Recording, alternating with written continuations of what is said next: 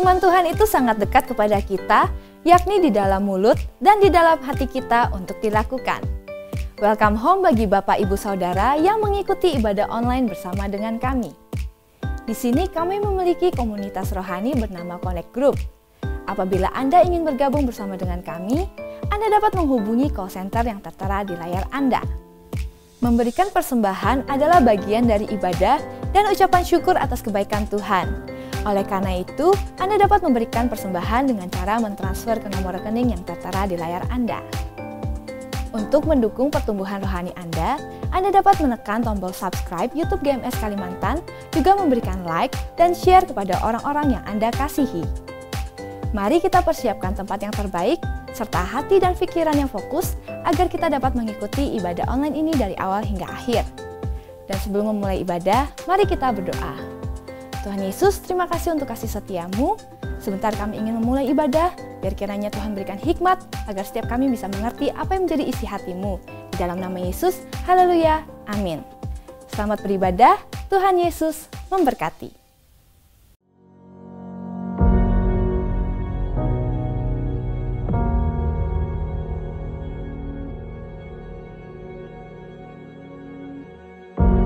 Orang yang suka memuji akan kuat roh doanya. Orang yang berdoa pasti berakhir memuji. Karena Allah bertata di atas pujian. Siapa memuji, Allah mengatasi hidupnya.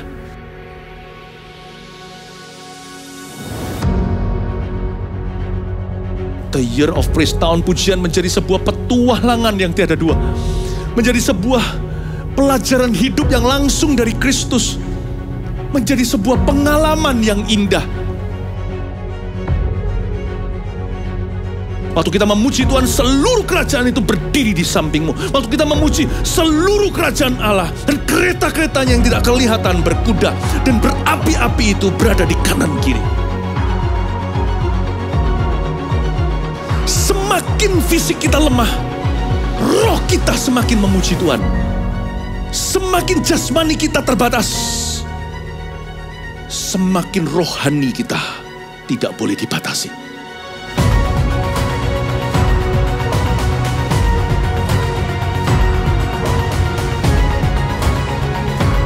Welcome to the Year of Praise and Provision. Mari kita mengizinkan Tuhan merajut rancangan yang belum pernah kita bayangkan.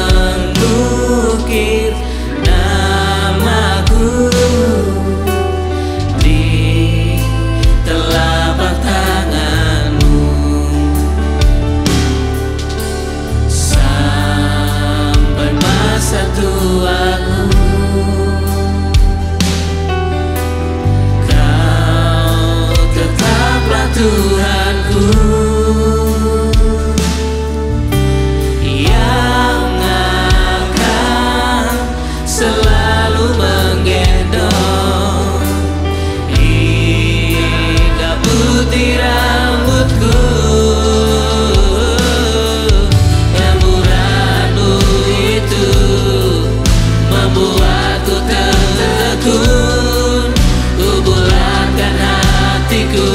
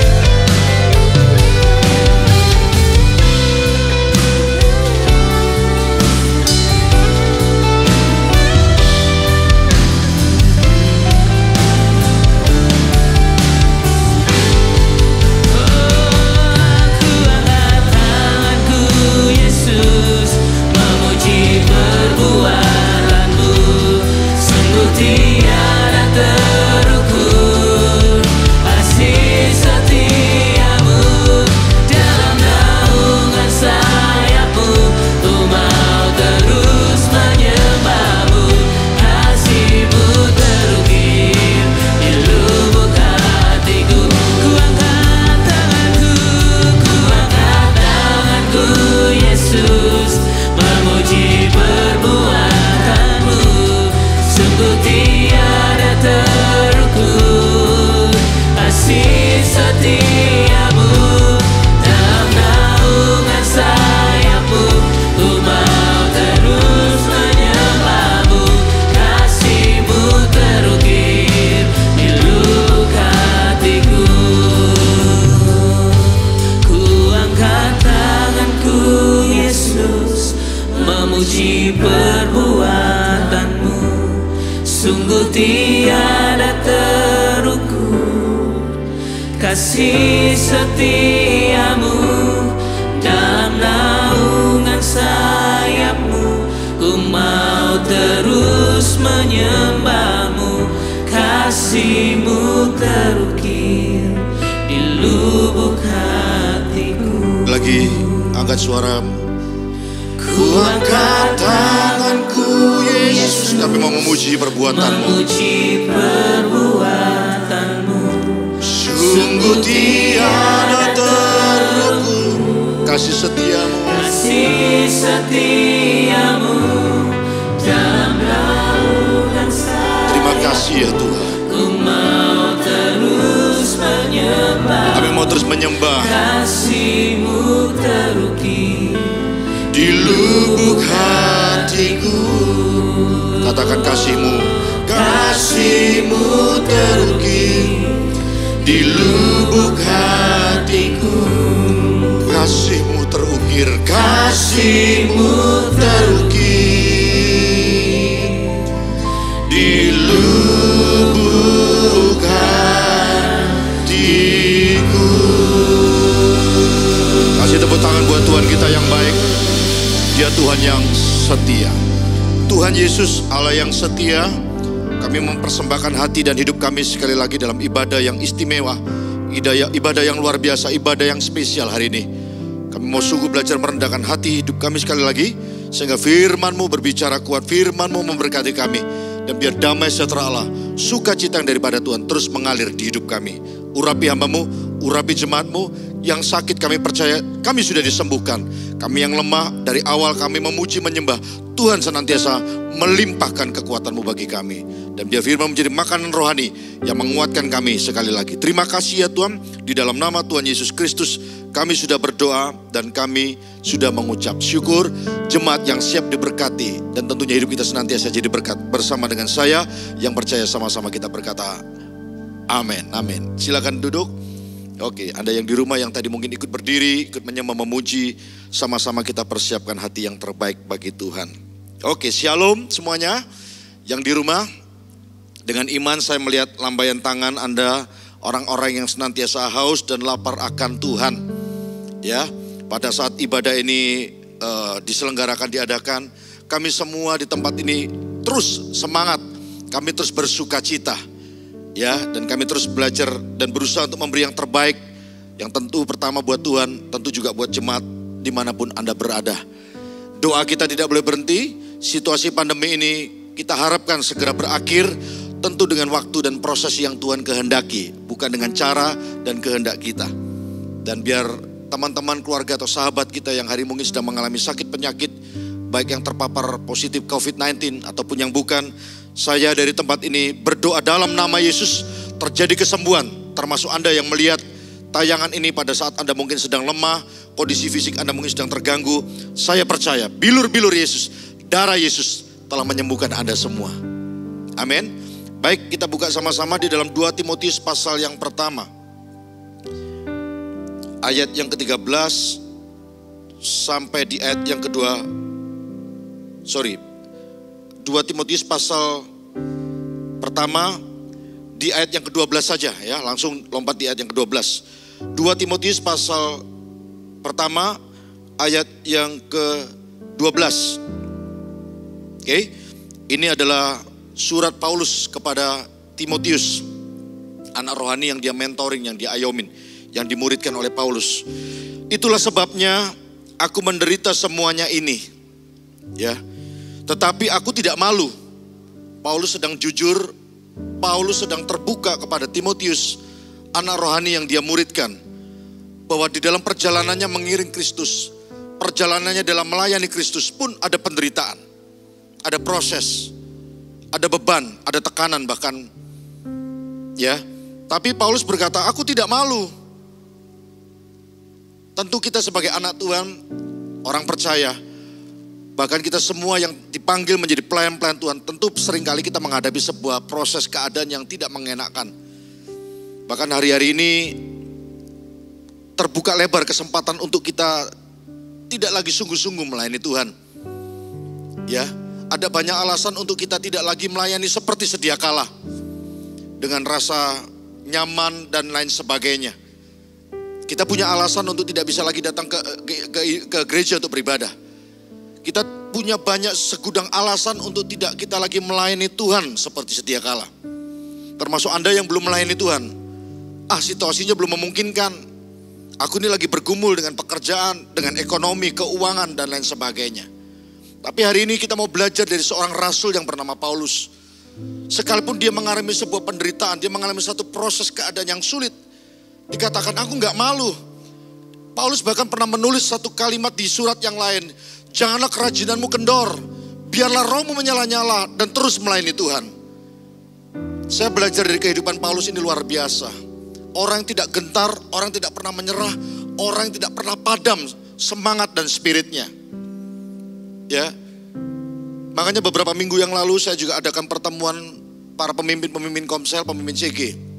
Ya, dalam pertemuan itu saya sampaikan buat mereka untuk terus atau stand firm, untuk terus berdiri kokoh, berdiri teguh, apapun juga keadaanmu, apapun juga situasimu. Sebab orang telah dipilih oleh Tuhan untuk menjadi pelayan-pelayannya. Kalau bicara pelayanan, ya sekalipun ada orang yang mengatakan tidak harus di gereja. Di luar gereja, dalam pekerjaan, di keluarga juga sebagai bentuk pelayanan. Tapi kalau orang bisa melayani di pekerjaannya, orang bisa melayani di keluarga, tentu juga orang itu kalau punya jiwa melayani, pasti di rumah Tuhan, di gereja pun pasti juga punya kerinduan untuk melayani Tuhan.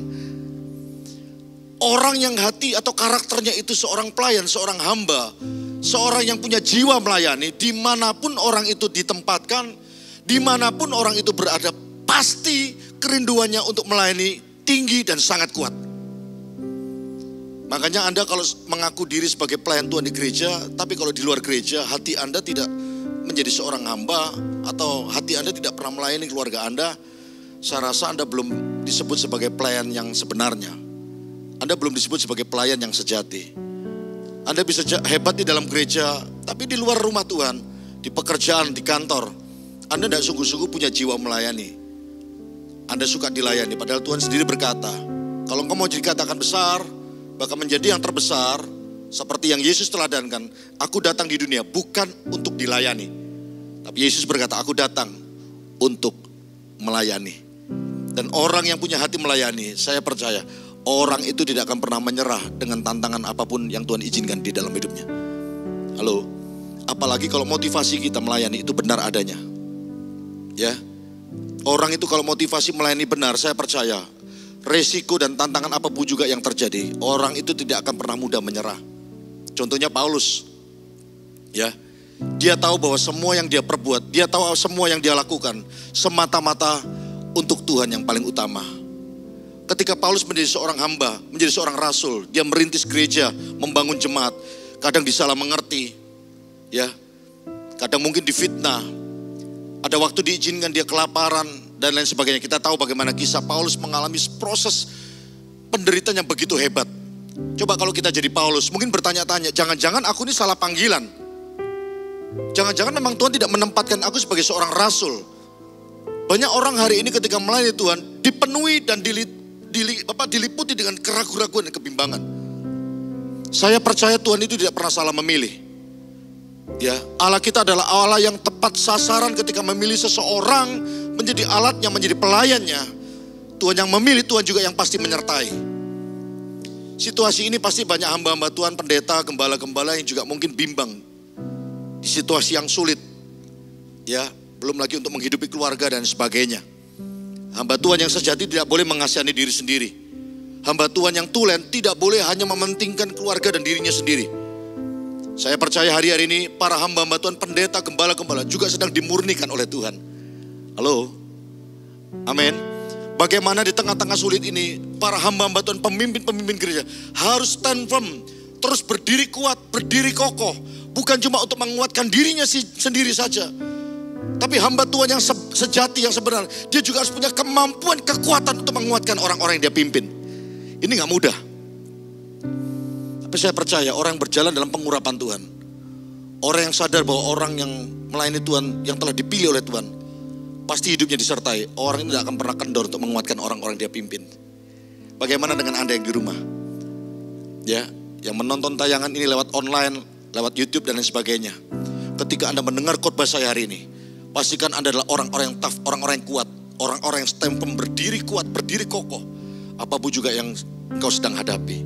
Paulus berkata, sekalipun aku menderita semuanya, aku tidak malu. Alasannya apa? Karena Paulus berkata, perhatikan, karena aku tahu kepada siapa aku percaya. Nah, ini penting. Ya, tadi di awal saya singgung bahwa motivasi kita melayani kalau tidak tepat, tidak heran banyak orang yang mudah menyerah, banyak orang yang mudah mundur. Bahkan tidak lagi berapi-api seperti dulu. Kalau kita tahu yang kita layani pertama-tama adalah Tuhan yang setia, Tuhan yang tidak pernah berhenti untuk menganugerahi kita dengan kasih karunia-Nya, pertolongannya, pemeliharaannya. Saya gak yakin orang ini kalau motivasinya semua untuk Tuhan, pertama-tama semata-mata untuk Tuhan, orang itu berani mengambil keputusan untuk melepaskan tanggung jawab dan kepercayaannya. Karena buat saya pribadi, Tuhan terlalu baik, Tuhanku terlalu istimewa untuk kutinggalkan. Mungkin ada orang berkata, toh aku masih Kristen Pak Pendeta, imanku masih Kristen, kepercayaan kepada Yesus masih tetap. Tapi pelayanan tunggu dulu deh, baik yang belum melayani atau sudah melayani meninggalkannya. Buat saya dia terlalu istimewa, terlalu rugi untuk kutinggalkan. Hanya semata-mata situasi dan keadaan yang membuat saya harus mengambil keputusan untuk tidak lagi melayani Tuhan. Paulus berkata, sebab aku menderita, tetapi aku tidak malu. Aku tahu kepada siapa aku percaya. Kalau kita tahu kita melayani buat Dia, kalau kita tahu bahwa kita melayani untuk Tuhan, ya, dan kita percaya bahwa dalam setiap proses kehidupan yang sulit, yang berat ini, Tuhan yang akan memampukan kita, Tuhan yang akan menolong kita. Sebetulnya untuk orang bisa tetap kuat atau tidak bukan cuma bicara perasaan, urapan dan doa. Tapi lebih daripada itu sebuah keputusan dan pilihan dalam hidup. Halo, saya ulangi. Sebetulnya menentukan orang itu bisa bertahan, tetap kuat, dimampukannya untuk terus menjadi orang Kristen yang menerobos, yang terus melayani Tuhan, baik dalam pekerjaan, dalam keluarga, bahkan dalam rumah Tuhan. Salah satunya yang mempengaruhi itu adalah keputusannya, pilihannya. Makanya omong kosong kalau ada orang Kristen berkata bahwa Yesus adalah yang terutama dalam hidupku. Tapi cuma kena goncangan dikit aja, cepat-cepat langsung menyerah di tengah jalan. Saya rasa Yesus belum yang utama dalam hidupmu. Sebab kalau Tuhan yang terutama dalam hidupmu, kau tahu bahwa kau mempercayakan hidupmu kepada Dia. Dan orang mempersembahkan hidupnya bagi Tuhan, hidupnya tidak akan pernah sia-sia. Kalau ada orang yang pernah nolong saya, kalau ada orang yang pernah membantu saya, masa sih saya tidak pernah terpikir untuk membalas pertolongan dan bantuan buat orang itu? Apalagi Tuhanmu dan Tuhanku. Saya percaya Dia Allah yang maha tahu. Dia yang paling tahu apa-apa yang menjadi kebutuhanmu dan kebutuhanku. Halo. Jangan jadi orang Kristen mulai kehilangan destiny Tuhan. Jangan jadi orang Kristen mulai kehilangan tujuan-tujuan Tuhan dalam hidupmu. Sekalipun pelayanan bukanlah bicara tentang yang utama, tapi orang yang telah ditebus oleh Tuhan harus sadar betul bahwa kita juga dipanggil untuk melayani Tuhan. Amin. Ya, hari-hari ini ada banyak situasi membuat kita nyaman. Hari-hari ini ada banyak kondisi yang membuat kita tidak lagi seperti dulu.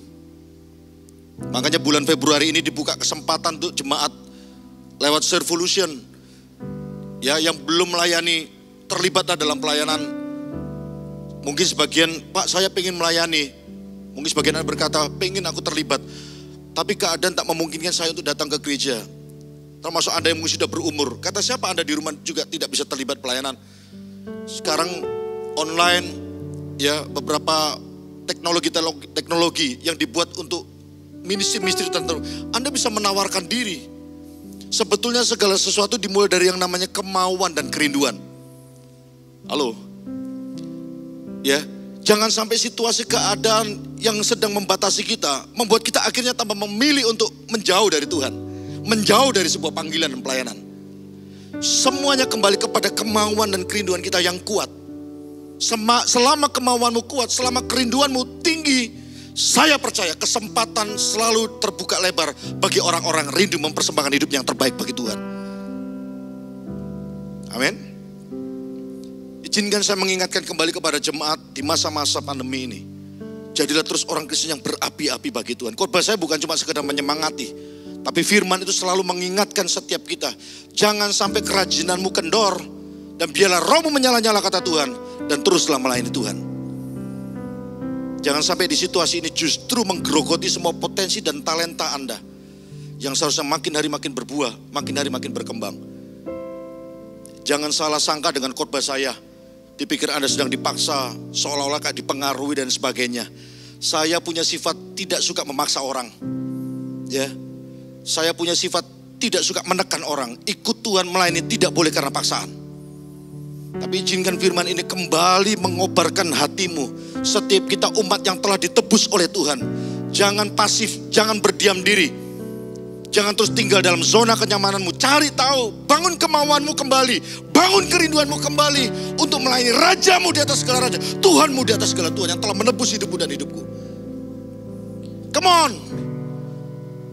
Jangan terus tinggal dalam kungkungan yang membuat kau tidak lagi produktif seperti sedia kala. Bangun kembali hidupmu. Motivasi kembali dirimu. Ada banyak situasi yang membuat kita memilih untuk tinggal diam. Tapi izinkan surat Paulus kepada Timotius. Sekalipun dia menderita, dia tidak malu. Sekalipun dia sulit untuk menjadi seorang hamba, seorang rasul. Tapi buat Paulus, melayani adalah sebuah anugerah. Buat Paulus menjadi seorang rasul yang dipilih dan diurapi Tuhan adalah sebuah grace, kesempatan, kasih karunia, sebuah upah. Makanya Paulus tidak pernah cari upah-upah yang lain. Dia berkata, aku kalau bisa beritain Injil aja, itu adalah upah buat aku. Hari ini kita bisa berdiri, gak terpapar positif COVID. Kita gak tergolek lama di ranjang kasur rumah sakit. Itu adalah upah kita untuk melayani Tuhan. Saya bersyukur 9-10 bulan ibadah offline diadakan di gereja ini. Saya dan beberapa full timer, bahkan semua full timer dan volunteer kita, yang khususnya di panggung, tidak diizinkan Tuhan terpapar positif. Itu berkat, itu upah. Oh, saya bersyukur dan saya terus berdoa semua pelayan Tuhan yang terlibat dalam pekerjaan tak diizinkan untuk mengalami sakit penyakit yang bukan dari Tuhan. Oh, saya berdoa Tuhan, masa sulit ini Engkau bisa izinkan terjadi. Seperti kata Paulus, aku menderita oleh semuanya ini, tapi aku tidak gentar, aku tidak malu, aku tidak takut. Karena kata Paulus, aku yakin Dia berkuasa dan aku tahu kepada siapa aku percaya. Makanya hari ini udah jangan jadi orang Kristen yang hitung-hitungan sama Tuhan. Tuhan yang sudah pelihara hidup kita. Tahun ini punya komitmen yang baru untuk beri yang lebih baik, bahkan yang terbaik buat Tuhan kita. Amin. Ya, saya lanjutkan dulu. Aku tahu kepada siapa aku percaya dan aku yakin bahwa Dia berkuasa. Sama-sama saya katakan Dia berkuasa. Aku yakin bahwa Dia, Tuhan berkuasa memeliharakan apa yang telah dipercayakannya kepadaku hingga pada hari Tuhan. Wow, sama-sama saya yang di rumah katakan wow. Semua yang di rumah sekali lagi sama-sama saya katakan wow. Luar biasa. Paulus berkata bahwa Dia berkuasa, Tuhan berkuasa memeliharakan apa yang telah dipercayakan kepada Paulus. Saya percaya bahwa ministry pelayanan itu adalah kepercayaan dari Tuhan. Dan tak ada satupun orang yang diciptakan atau dilahirkan di dunia tanpa talenta, tanpa potensi. Setiap orang pasti punya. Entah itu dipakai di luar gereja, terlebih juga dipakai di dalam gereja. Tapi pada intinya, orang yang telah ditebus oleh darah Yesus, umat yang telah diselamatkan oleh Tuhan, sudah sepatutnya dia tahu, dia punya karunia, dia punya talenta, dia punya potensi yang dia pakai untuk memuliakan Tuhan. Tapi Pak Pendeta, saya sudah berumur, umur pun tidak bisa mempengaruhi untuk seseorang dipakai Tuhan. Kita tahu di Alkitab seorang bernama Kaleb, ya, sudah berumur, tapi dikatakan dia tetap kuat untuk masuk ke tanah perjanjian yang Tuhan berikan. Artinya saya percaya umur kita tidak bisa mempengaruhi pemakaian Tuhan buat hidup kita. Sampai kalau Tuhan berkata finish, kalau Tuhan sudah berkata berhenti, stop, baru saya yakin detik itulah kita berhenti untuk melayani Tuhan kembali. Amin. Dia berkuasa memeliharakan apa yang telah dipercayakannya kepadaku hingga pada hari Tuhan. Ya, saya mendeskripsikan apa yang dimaksud Paulus pada hari Tuhan adalah sebuah pemahaman yang di pikiran Paulus bahwa ada waktunya di mana kelak nanti Paulus akan dipanggil oleh Tuhan. Tapi selama dia masih kuat, selama masih ada kesempatan, sekalipun dia harus menderita, kata Paulus, tapi dia tidak pernah merasa malu. Sekalipun dia harus mengalami tekanan, dia disalah mengerti. Ya, kadang kita jadi pemimpin, ada orang-orang kita pimpin di CG misalnya, kok kayaknya kita single fighter. Tidak ada orang yang membantu kita, tidak ada yang menolong kita. Rasanya kok ada banyak orang yang tidak bisa memahami apa yang jadi visi Tuhan atas hidup dan pelayanan kita. Buat saya no problem, tidak masalah. Selama Tuhan masih di pihakmu, hai pemimpin, hai ketua CG, ayo terus semangat. Penderitaan kadang harus ada untuk menguji ketangguhanmu, untuk menguji leadershipmu, untuk menguji kepemimpinanmu. Apakah Anda seorang pemimpin yang sejati? Apakah Anda seorang pemimpin yang tulen? Yang lalu saya juga ngomong sama full timer, kita sebagai seorang pelayan Tuhan, sesibuk apapun, tidak ada alasan untuk kita mundur. Ya, saya belajar dari Paulus luar biasa. Mari hari-hari ini kita bangun hidup kita. Jangan sampai keadaan yang mendikte kita. Jangan sampai situasi yang berusaha menekan kita. Alkitab berkata begini, kamu akan hidup oleh karena iman, karena inilah iman yang akan mengalahkan dunia. Orang yang punya iman sejati tidak akan pernah mudah menyerah, tidak akan mudah disetir oleh situasi dan kondisi. Soalnya kondisi dan keadaanmu yang dipengaruhi oleh imanmu yang sejati. Katakan amin. Ya, menarik Paulus ini. Padahal kalau saya coba selami dalam hidupnya, bisa aja Paulus mengasihani diri sendiri. Kalau saya coba pelajari kehidupan Paulus sebagai manusia, pun dia punya alasan untuk melepaskan tanggung jawabnya sebagai seorang rasul. Kalaupun saya coba selami bagaimana penderitaan yang dialami, dia juga punya pilihan untuk meninggalkan Yesus dalam hidupnya. Tapi ini orang yang punya latar belakang begitu sadis, ganas, jahatnya minta ampun. Dia benci kepada pengikut Kristus. Kita tahu jalan kisah kehidupan Paulus. Tapi sejak dia mengenal Kristus, dia berkata, hidup adalah Kristus, mati adalah keuntungan. Bahkan dia berkata, apa yang ada di belakangku adalah sampah buat Paulus. Ya, ada satu kalimat Paulus yang luar biasa di Roma pasal 8 ayat 18. Roma pasal 8 ayat yang ke-18. Sebab aku yakin bahwa penderitaan zaman sekarang ini tidak dapat dibandingkan dengan kemuliaan yang akan dinyatakan kepada kita. Saya ulangi sekali lagi, Roma 8 ayat 18. Sebab aku yakin, Paulus yakin akan dirinya, Paulus yakin akan Tuhannya, Paulus yakin akan panggilannya, bahwa penderitaan zaman sekarang ini tidak dapat dibandingkan, tidak bisa di-compare dengan apa? Kemuliaannya akan dinyatakan kepada kita. Ini sebuah cara pandang yang luar biasa. Ini perspektif yang sangat tajam. Bahwa sekalipun Paulus harus mengalami penderitaan, sekalipun Paulus harus mengalami sebuah proses kehidupan, ketika dia melayani Tuhan, dia tahu bahwa semua yang dihadapi hari itu, semua yang dialami hari itu tidak sebanding. Tidak ada apa-apanya. Dengan apa? Mobil mewah, rumah mewah, mimpi yang jadi kenyataan, gaji yang mungkin naik, promosi dan sebagainya. Bukan itu yang dibandingkan oleh Paulus. Tapi Paulus sedang berkata, kemuliaan yang akan dinyatakan. Apa artinya kemuliaan yang akan dinyatakan? Sebuah mahkota kehidupan yang disediakan oleh Tuhan bagi hidup seorang Paulus. Ingat, hidup ini sementara. Hidup di dunia ini cuma singkat. Hampir tiap hari, gak setiap hari sih, hampir. Ya seminggu beberapa kali dapat kabar. Walaupun bukan orang dekat, tapi ada orang-orang jauh, bahkan tokoh-tokoh, entah itu keluarga, teman jemaat yang dipanggil Tuhan. Ya, yang sakitnya beragam, AB, ada yang COVID juga dan sebagainya. Mengingatkan saya sebagai hamba Tuhan, hidup ini singkat, hidup ini sementara. Mau lewat sakit penyakit ataupun bukan, setiap kita pasti akan kembali kepada Tuhan Sang Pencipta.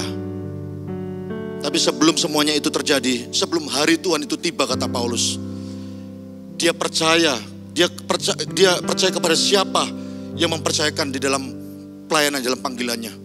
Bahkan dia tahu bahwa Allah yang memanggil dia memeliharakan semua yang telah dipercayakannya kepada Paulus.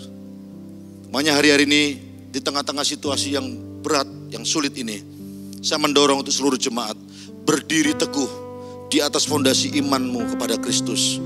Jangan kendor, terus semangat. Yang belum melayani, mari ambil kesempatan. Ya, apapun yang tidak harus di gereja kalau memang Anda belum memungkinkan. Dari rumah pun Anda bisa cari tahu, telepon gereja, tanya pemimpinmu, apa yang aku bisa bantu. Jadi orang Kristen yang gak suka nganggur. Jadi orang Kristen yang terus cari kesempatan. Karena kesempatan tidak diberikan kepada banyak orang. Banyak orang dipanggil, sedikit yang dipilih. Kalau Anda hari ini dipilih untuk mendengarkan khotbah dan suara Tuhan ini, perhatikan baik-baik. Responi dengan benar. Ketika Anda dipanggil untuk melayani, bukan sekedar untuk gereja.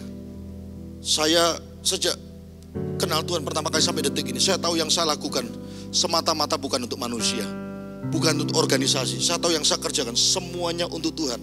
Dan kalau orang tahu motivasi dia melayani untuk Tuhan, tidak akan pernah kecewa dengan manusia, tidak akan pernah mudah menyerah. Karena dia tahu detik di mana dia lemah, orang yang melayani Tuhan, hidupnya pasti akan dikuatkan oleh Tuhan. Pasti. Amin. Kalau persepsimu tentang pelayanan itu salah, gak heran. Ada banyak orang gak bisa bertahan dalam pelayanannya. Kalau gak kecewa, capek, jenuh, letih, bingung, unvision, udah kehilangan visi, gak produktif dan lain sebagainya. Tapi kalau orang itu motivasi melayani Tuhan, itu benar, dia tahu melayani untuk raja di atas segala raja. Dia melayani dengan pribadi yang pernah menebus dia. Saya yakin orang itu gak akan pernah berhenti untuk mempersembahkan hidupnya yang terbaik bagi Tuhan. Amin. Ya, yang melayani di S-Pro, yang di PAW, terus kejar dirimu, cari tahu. Telepon kepala departemen Anda, pemimpin, tolong dong beri kesempatan lagi, saya mau terlibat, saya mau ambil bagian. Jangan jadi orang yang selalu didorong-dorong dan dimotivasi sama orang lain. Bangun dan dorong motivasi dirimu sendiri. Karena orang yang begitu adalah orang dewasa. Tapi kalau orang selalu diingatkan, dipaksa, dan akhirnya kalau dipaksa dia marah, itu adalah orang Kristen yang kekanak-kanakan. Amin. Saya dari dulu belajar, ketika bertumbuh mengenal Tuhan, saya gak mau dipaksa sama, dan saya tipe orang yang gak gampang untuk dipaksa. Dan saya gak suka dipaksa. Semakin orang paksa saya semakin keras. Makanya sejak saya ikut Tuhan, saya gak mau pengenalan saya akan Tuhan, pelayanan saya akan Tuhan, itu karena paksaan, karena tekanan. Saya mau belajar pelayanan dan persembahan hidup saya kepada Tuhan, itu karena inisiatif dan keputusan pribadi saya. Saya percaya pelayanan yang lahir dari hati kita, itu pelayanan yang akan menyenangkan hati Tuhan. Amin. Ada 3 hal yang saya mau bagikan buat jemaat di rumah, ya, tentang bagaimana kita melayani Tuhan. Yang pertama, catat baik-baik, pastikan kita melayani karena panggilan Tuhan. Yang pertama, 3 hal yang kita belajar tentang bagaimana kita menjadi pelayan Tuhan, bahkan tidak sekedar hanya menjadi pelayan Tuhan, tapi jadilah pelayan Tuhan yang setia. Kata setia hari-hari ini sudah mulai pudar.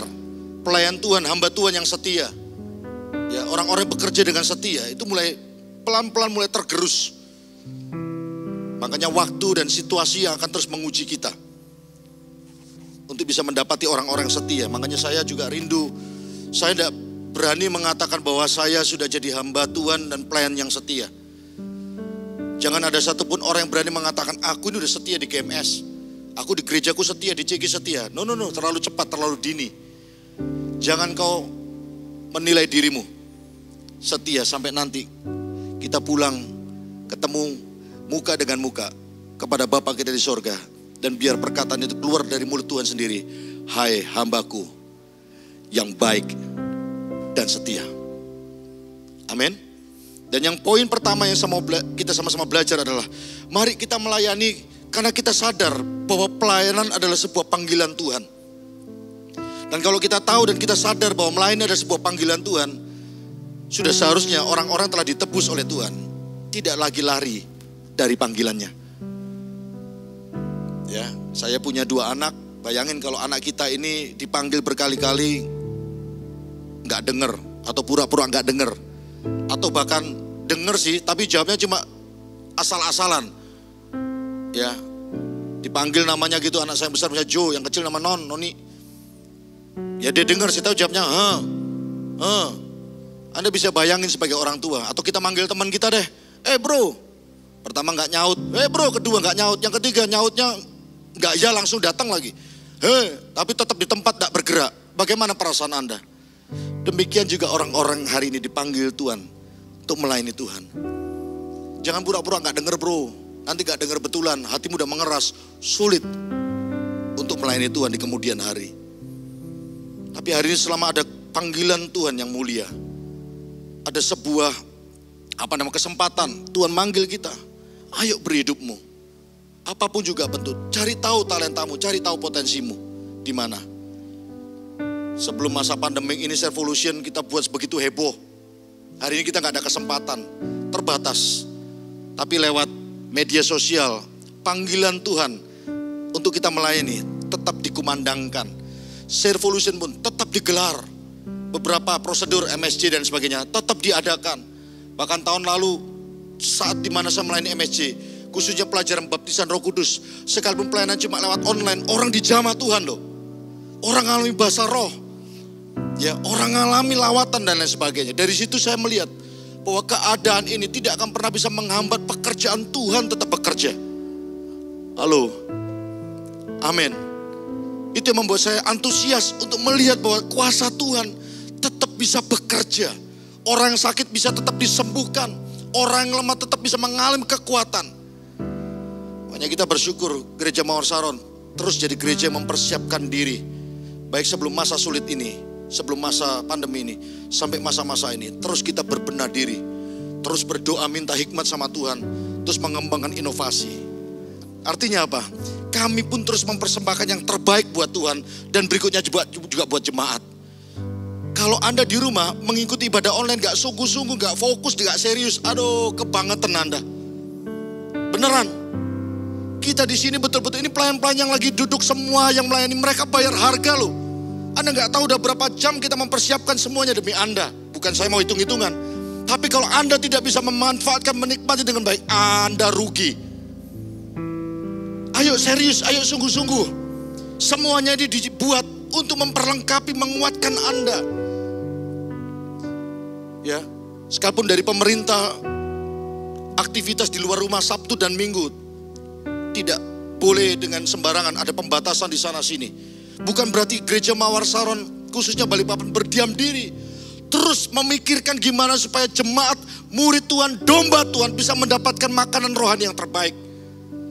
Dan kalau Anda terus leha-leha, tidak menyerap dengan sungguh-sungguh, bagaimana Anda bisa jadi orang Kristen yang bertumbuh dalam Tuhan? Halo? Come on, ayo. Terus sungguh-sungguh, ayo jadi dewasa. Jangan pasif, jadi orang yang aktif. Serius lebih lagi sama Tuhan. Jadi yang pertama, ada panggilan Tuhan hari ini. Dan orang yang melayani karena panggilan Tuhan, saya percaya orang itu akan diberkati, dipakai, bahkan diurapi Tuhan. Luar biasa. Amin. Ya. Jadi tidak ada alasan untuk kita tidak melayani Tuhan. Orang yang telah ditebus oleh Tuhan, orang itu sudah sepatutnya melayani Tuhan dimanapun orang itu berada. Yang kedua, apa yang kita belajar di khotbah pada hari ini? Ya, kita melayani karena kita telah mengalami kasih Tuhan.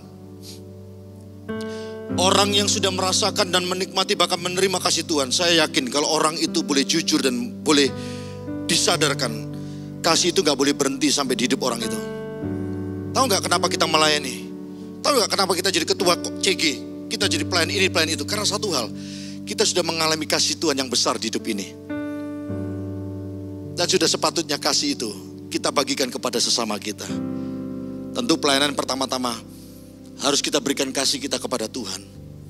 Tentu yang berikutnya, kasih itu juga kita bagikan kepada sesama. Orang yang melayani karena pengakuan, orang yang melayani karena upah, orang yang melayani karena ingin diberkati, saya rasa tidak tepat alasannya. Dan alasan yang kedua, kita melayani karena kita tahu hidup kita telah dikasih oleh Tuhan. Hidup kita ini telah dicintai oleh Tuhan. Dan biar cinta kasih Tuhan kita bagikan kepada orang yang lain. Tahu gak, detik dimana saya melayani di gereja mengingatkan saya terus bahwa saya hari ini ada, itu karena kasih Tuhan. Ketika saya terus giat bekerja bagi Tuhan, dimana ketika saya giat tekun terus untuk melayani Tuhan, mempersiapkan khotbah dan sebagainya, saya tahu bahwa hidup saya ini ada oleh karena kasih karunia Tuhan. Dan biar kasih karunia itu tidak berhenti di hidup saya, Maka saya terus cari kesempatan, cari ruang, cari waktu, cari hal yang terbaik yang saya bisa kerjakan. Yang pertama untuk Tuhan yang telah mengasihi saya. Yang kedua kepada orang-orang yang juga telah dikasihi dan dicintai oleh Tuhan. Pendoa-pendoa yang mendengarkan khotbah saya hari ini, yang mungkin belum datang ke gereja, di rumah juga tidak boleh kendor. Naikkan terus doa syafaatmu buat Tuhan pada jiwa-jiwa. Terlebih kepada bangsa dan negaramu. Ya, kepada orang-orang yang hari mengalami kesulitan, terus naikkan doamu. Jangan pernah berhenti, jangan pernah kendor, jangan pernah dikurangi. Ya, yang asyir juga begitu. Yang mungkin belum punya kesempatan datang ke gereja, tanya sama pemimpin CG, tanya ke gereja. Di dalam sistem online, bagaimana keasyiranku? Keasyiranku. Bagaimana pelayananku asyir ini tetap bisa memberkati orang lain. Mungkin belum bisa jadi asyir di gereja. Apa kayak yang aku bisa bantu deh di dalam pelayanan online ini? Cari waktu, cari kesempatan terus. Yang terbaik buat Tuhan. Karena kita sudah mengalami kasih Tuhan dalam hidup ini. Amin. Yang ketiga, yang terakhir. Ya, kenapa kita melayani? Kita melayani karena kita rindu untuk jadi berkat buat hidup orang lain. Dan waktu kita rindu jadi berkat orang lain, janganlah jadi orang yang memberkati setengah-setengah. Jadilah orang yang memberkati dengan setia, karena Tuhan memberkati kita dengan karakter yang setia pula. Dan hari-hari ini saya ingatkan untuk seluruh pelayan Tuhan, apapun juga keadaanmu seperti yang Paulus alami. Dia berkata, sekalipun aku menderita, aku gak malu. Karena Paulus berkata bahwa kepada siapa aku percaya dan aku yakin dia berkuasa memeliharakan apa yang telah dipercayakannya kepadaku hingga hari Tuhan. Amin. Tetaplah setia, kuatkan komitmenmu, berdirilah teguh dimanapun Anda berada, apapun juga keadaanmu. Jadilah servant atau pelayan-pelayan Tuhan yang senantiasa faithful dan setia bagi Tuhan. Amin. Saya undang pemain musik, worship leader dan singer. Anda yang di rumah, mari siapkan hati kita lebih lagi bagi Dia. Haleluya. Terima kasih Bapa, terima kasih Tuhan. Kalau ku hidup bagimu, hatiku tetap menyembahmu. Dunia tak bisa menjauhkanku dari kasih-Mu. Oh, selama ku hidup, ini terus hidup bagimu. Ku hidup bagimu, mataku tetap, aku mau tetap memandangmu. tetap memandangmu. Dunia tak bisa menjauhkanku dari kasih-Mu. Oh, haleluya Tuhan. Selama ku hidup bagimu. Biar hatiku tetap, kami terus menyembah-Mu, tetap menyembah-Mu. Dunia tak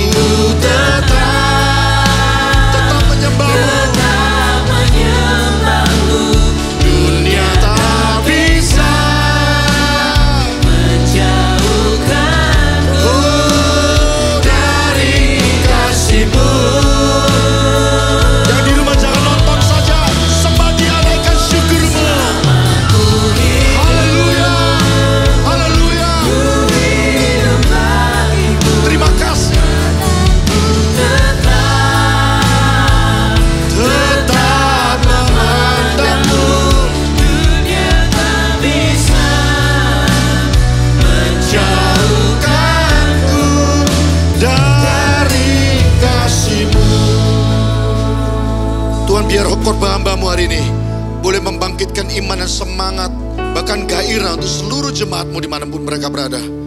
Please Anda yang di rumah, perhatikan kata-kata saya sekali lagi. Mari bangun kembali iman-Mu, bangun kembali komitmen-Mu, bangun kembali gairah-Mu akan Tuhan. Jangan melihat khotbah saya sebagai sebuah motivasi biasa, tapi ada sebuah kesempatan untuk kita kembali berdiri teguh, berdiri kokoh. Masih ada banyak jiwa yang membutuhkan Tuhan lewat hidup kita. Dan biar apa yang Paulus katakan kepada kita, bahwa sekarang dia mengalami penderitaan, mengalami situasi yang sulit, yang berat, tapi buat Paulus itu bukan menjadi halangan dan rintangan. Paulus tidak pernah merasa malu, karena Paulus tahu kepada siapa dia mempercayakan hidupnya. Bahkan dia tahu Tuhan yang senantiasa memelihara hidup Paulus. Semua dimulai dari sebuah kemauan, semua dimulai dari sebuah kerinduan, semua dimulai dari yang satu nih, keputusan hidup kita. Yang belum terlibat dalam pelayanan apapun juga, baik yang di gereja maupun yang di luar gereja, di keluarga, di pekerjaan, mari punya hati dan karakter menjadi pelayan-pelayan Tuhan. Satu kali Yesus berkata pada para murid, mereka mencari siapa yang dianggap besar, siapa dianggap yang berkuasa. Dan Yesus berkata bahwa yang dianggap terbesar adalah orang yang memberi dirinya sebagai pelayan, sebagai seorang hamba. Biar hati kita menjadi hati hamba, hati dan jiwa kita senantiasa dipenuhi dengan kerinduan untuk terus melayani Tuhan dan sesama kita. Dunia tidak akan pernah bisa memisahkan kita. Hati dan mata kita tetap memandang Tuhan sampai akhir hidup kita. Covid, pandemik tidak boleh merintangi kita untuk terus memberi yang terbaik bagi Tuhan. Amin. Amin. Mari angkat dua tangan kita sekali lagi. Kita angkat lagu ini sama-sama. Kalau ku hidup, kami mau hidup bagi Tuhan. Hati kami tetap menyembah-Mu.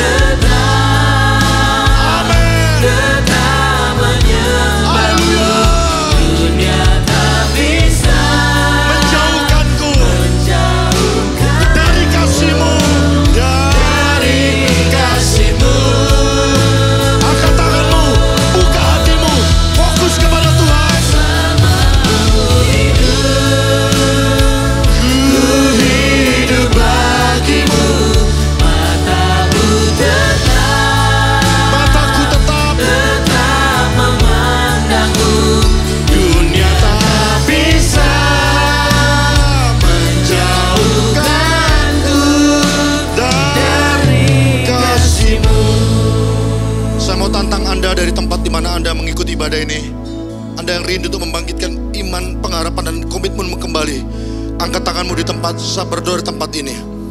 Yang membatasi Anda, yang berusaha merintangi, bahkan mungkin kemalasan sudah semakin mendominasi di dalam gairahmu melayani Tuhan.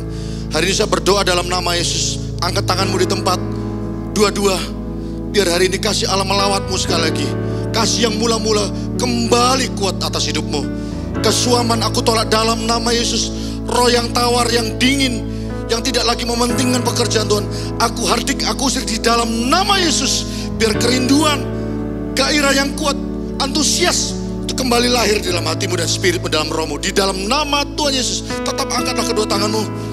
Biar orang menanti-nantikan Tuhan, dia akan senantiasa mendapatkan kekuatan baru, kata firman-Nya. Dia diumpamakan seperti burung Raja Wali yang terus naik dengan kekuatan sayapnya. Demikianlah Anda dan saya. Ayo naik, tidak pernah turun. Karena Tuhan menjanjikan Anda sebagai kepala dan bukan lagi ekor. Di dalam nama Yesus, terimalah dengan imanmu dengan ucapan syukur. Sama-sama, kalau ku hidup, amin.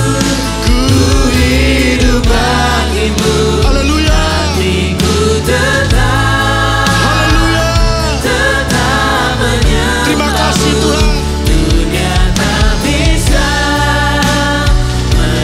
Jadikan kami pelayan-pelayan-Mu yang setia, pelayan yang punya hati hamba. Haleluya, angkat suaramu. Selama ku hidup, ku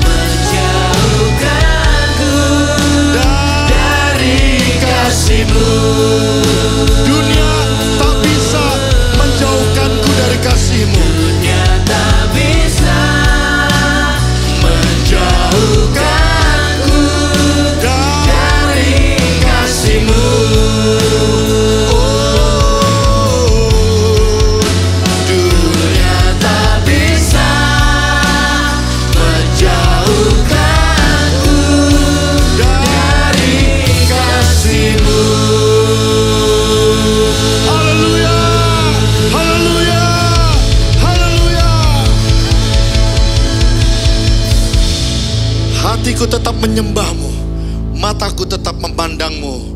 Dunia pun tidak akan pernah bisa menjauhkanku dari kasih Tuhan. Terima kasih buat firman-Mu, meteraikan di hati kami. Kami siap sekali lagi menjadi pelaku-pelaku firman Tuhan.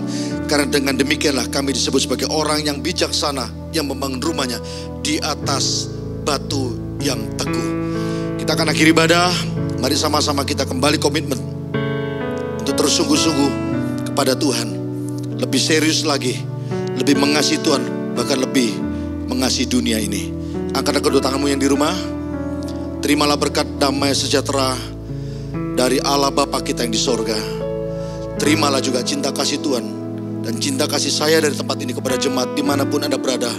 Jangankan Anda, saya pun secara pribadi rindu kepada Anda. Untuk kita berjumpa kembali mengadakan ibadah seperti sedia kala. Terimalah juga kekuatan, urapan, hikmat dari Allah Roh Kudus yang senantiasa menyertaimu dimanapun Anda berada. Tetaplah jadi orang yang antusias. Jadilah orang yang membangun gairahmu dengan sengaja. Karena Tuhan pun setia atas hidup kita. Mulai hari ini sampai selama-lamanya. Di dalam nama Yesus, ku berdoa dan mengucap syukur. Tetap semangat dalam nama Yesus. Haleluya. Amin. Amin. Tuhan Yesus memberkati.